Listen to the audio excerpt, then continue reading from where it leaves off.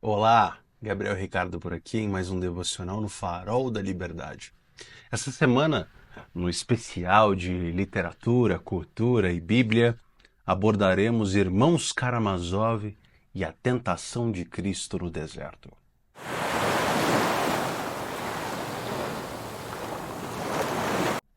Olá, Gabriel Ricardo por aqui mais um dia. Excelente ter esse devocional contigo. Sugiro que você pegue seu cafezinho, dê o like aqui no vídeo, compartilhe, se inscreva por aqui e se aproxime do texto, tanto do livro, o romance, escrito por Dostoiévski, Irmãos Karamazov, e aqui do texto bíblico de Mateus 4, do 1 até o 11. E vamos nos aproximando aqui e compreendendo melhor o que esses dois textos têm em comum. Mateus 4, lemos assim.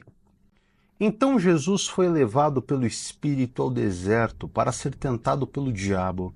Depois de jejuar 40 dias e 40 noites, teve fome.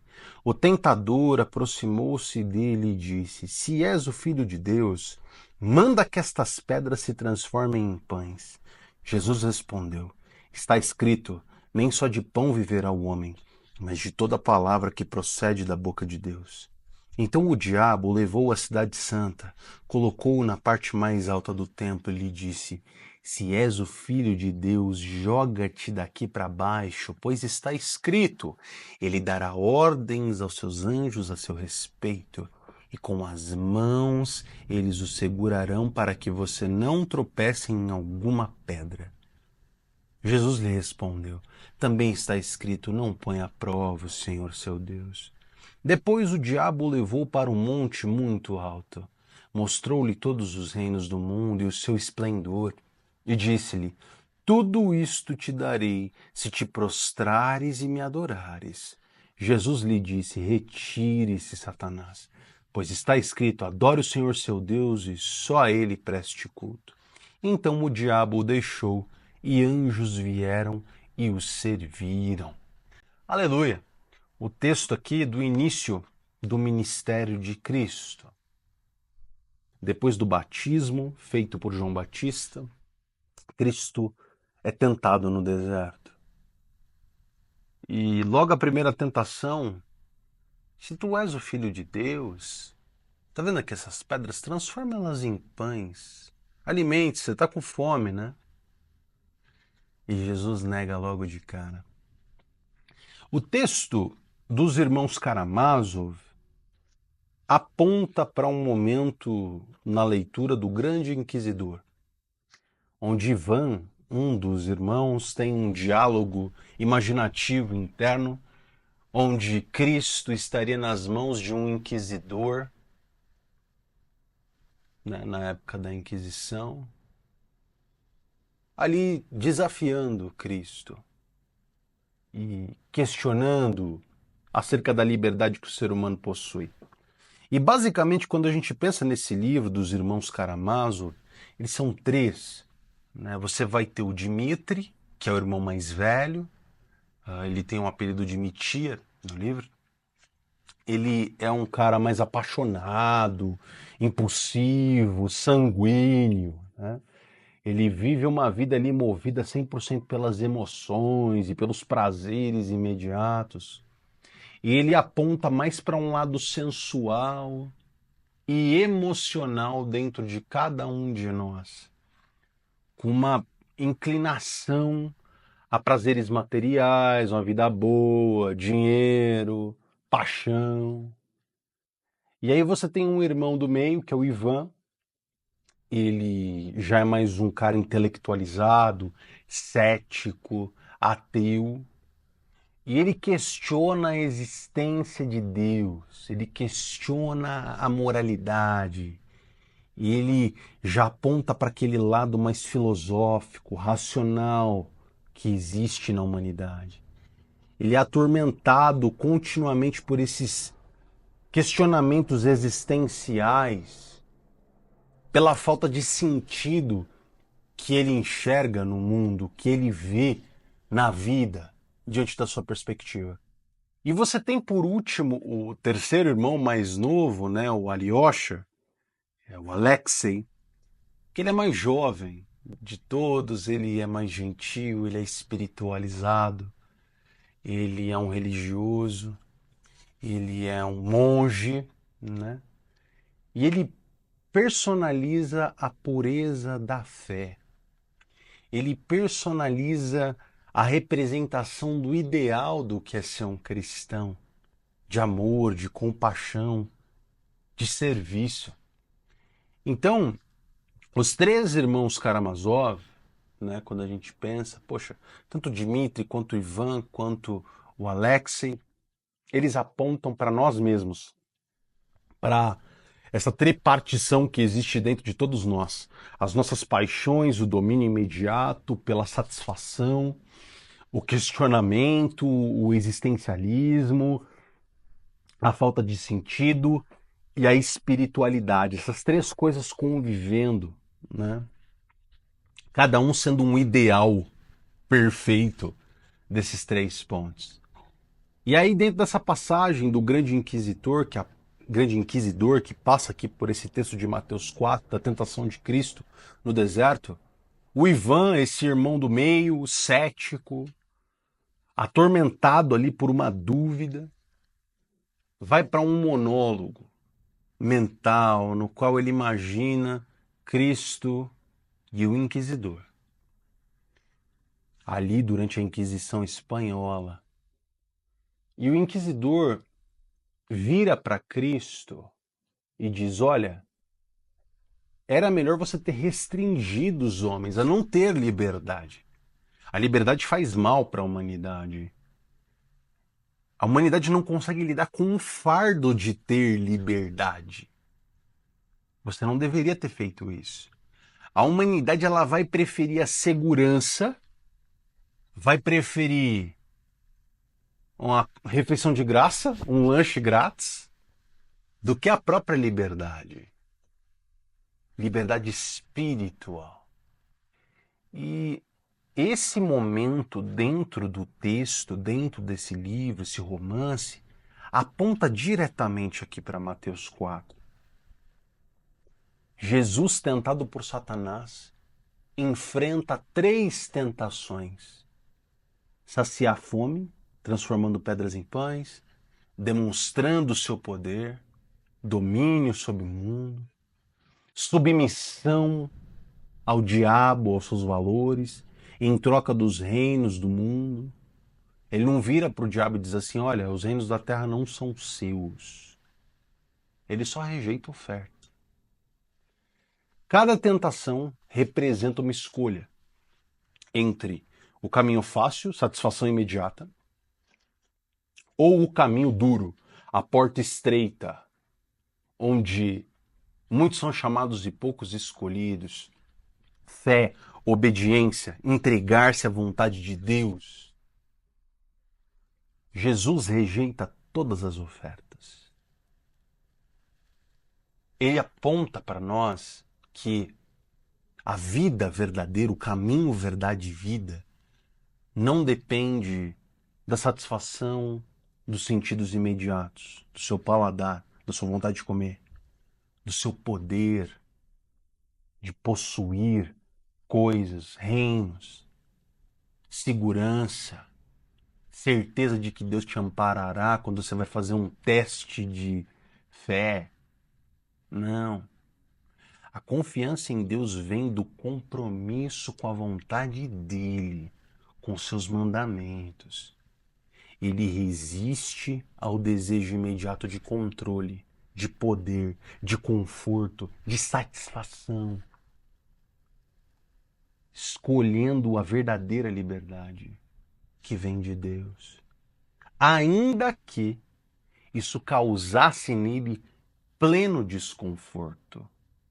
Porque Cristo estava 40 dias sem comer, é importante lembrar. Cristo é tentado com algo que o magoa, né? Olha, você está com fome, você está 40 dias sem comer, por que você não transforma essas pedras em pães? E Cristo nem reluta, ele nem pensa, pô, boa ideia, não. Ele nega de cara. Porque ele sabe que não é simplesmente o desejo dele, do estômago. É a tentação do diabo de fazer, ô cara, pra que isso? Pra que jejuar? Pra que se entregar ao seu ministério? Você tá com fome, não tá? Eu tô vendo você, está aí há 40 dias. Transforma essas pedras em pães. É legítimo. Você não tá com fome? Come. Leva ele pro topo do pináculo do templo. Se joga daqui, você não é filho de Deus? Você é filho de Deus, não é? Se você se jogar daqui, está escrito inclusive que os anjos vão te amparar. Ou por último, leva ele para ver todos os reinos da história da humanidade. Tá vendo tudo isso aí? É seu. Se ajoelha. Me adora. Eu vou te dar. É meu. Eu vou te dar. Basta você se ajoelhar. Não precisa passar pelo teu ministério. Não precisa fazer tudo isso. Se entregar por essa humanidade que não te quer. Você não quer uma coroa? Você não quer domínio pleno? Eu te dou agora. Se ajoelha. Me adora. Essa é a tentação de Cristo.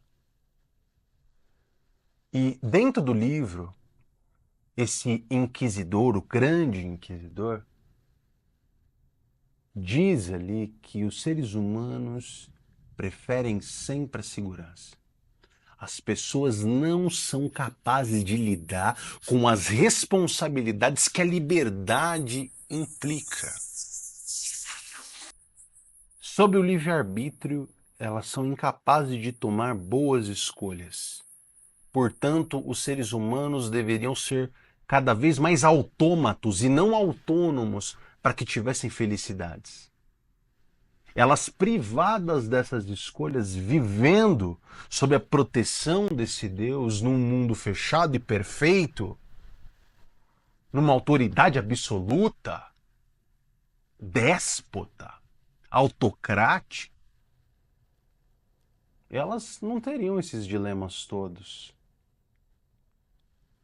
E isso também aponta, né, para um questionamento muito comum. Como que Deus perfeito permite que nós vivamos em um mundo imperfeito? É o confronto. Liberdade espiritual e obediência. É um dilema da vida cristã. Nós somos tentados a buscar por essa segurança, por esse conforto, nas coisas desse mundo que nos cercam. Riqueza, status, aceitação, prazer. Ao invés de olharmos para a plena vontade de Deus, saciarmos-nos quando vemos a vontade de Deus sendo executada em nossa vida ou através de nós na vida dos outros. Essa devia ser a nossa real felicidade e não a satisfação imediata. Tentados a transformar pedras em pão, tentados a saciarmos os nossos desejos e paixões imediatas o tempo todo, ao invés de nos mantermos firmes à palavra. Quando isso vai exigir verdadeiro sacrifício, vai exigir tudo de você. Assim como Jesus foi chamado, nós também somos convocados por Deus a fazer escolhas duras que refletem a nossa fé, que apontam para um coração regenerado, para um novo homem, para um homem que não confia mais na realidade imediata, nos prazeres e na saciação deles. Não. Aponta para a confiança no próprio Deus. Significando, por consequência, abrir mão de certos confortos, resistindo a tentações, controlando a nossa vida, colocando a nossa segurança de lado, olhando para essas coisas temporais, o dinheiro, a riqueza, as posses, o poder, de lado. Isso não é para mim. Eu prefiro a vontade do Senhor. O verdadeiro chamado cristão passa por aí. Passa por uma liberdade de uma vida diante de Deus, habitados pelo seu Santo Espírito, confiando que Deus proverá. Ainda que o caminho da obediência seja difícil, Deus proverá. Deus proverá. E aqui na trama, o Ivan, o irmão do meio, cético, Ivan Karamazov, representa a nossa luta, a luta que acontece dentro de nós, essa luta interna, esse carregar do peso da liberdade. Ele é grande demais para todos nós, ele é muito pesado, é um fardo.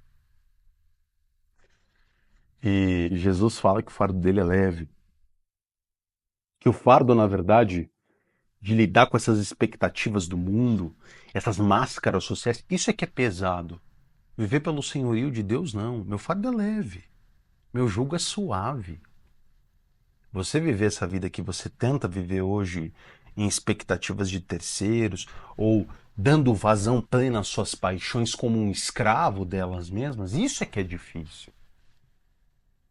Isso é que é pesado. Tire as máscaras. Se despoje de tudo isso. Meu caminho é mais tranquilo. O peso dessa liberdade. Ali, o irmão mais novo, Alexei, Alyosha, que é o irmão mais novo, que vive na fé cristã, nos lembra ali que a verdadeira liberdade não está na ausência de escolhas difíceis, na abdicação, mas na verdade na capacidade dada pelo Espírito Santo de confiar em Deus, ainda que nas tentações mais duras, ainda que tentados por nossas paixões, ainda que tentados pelo próprio diabo, quando joga suas setas. O caminho da obediência, da confiança, é melhor. É a verdadeira liberdade. E isso aponta para algumas coisas, meu irmão, como consequência clara, que quais áreas, quais são os ramos da sua vida onde você tem sido tentado a buscar por essa segurança imediata, pela tentação imediata, ao invés de confiar no próprio Deus? O que seu coração enganoso tem apontado para ti como alternativa ao invés das verdades presentes aqui na palavra de Deus? Reflita sobre isso. Como você lida com essas escolhas quando elas exigem fé?